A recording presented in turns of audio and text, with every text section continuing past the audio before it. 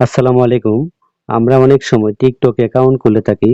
আমাদের TikTok account কি দিয়ে খোলা হয়েছে তা কিন্তু আমরা জানি না।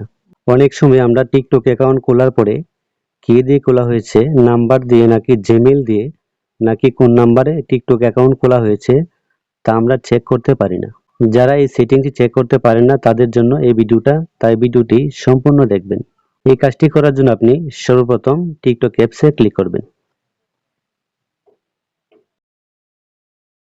টিকটক অ্যাপসে ক্লিক করার পরে আপনি নিচে লেখা আছে প্রোফাইল, আপনি প্রোফাইলে ক্লিক করবেন।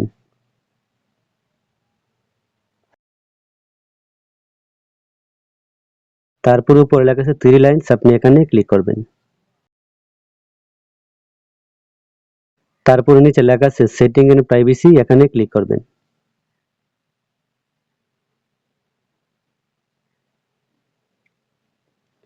তারপরে নিচে লেখা আছে অ্যাকাউন্ট, আপনি অ্যাকাউন্টে ক্লিক করবেন।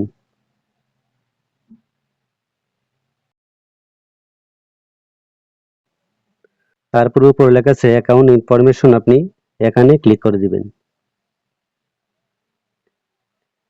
এখানে কিন্তু আমার টিকটক আইডি জিমেইল দিয়ে খোলা হয়েছে, তাই এখানে জিমেইল শো হচ্ছে। আপনি যদি নাম্বার দিয়ে খুলে থাকেন অথবা ফেসবুক দিয়ে খুলে থাকেন তাহলে এখানে নাম্বার অথবা ফেসবুকের নাম দেখাবে।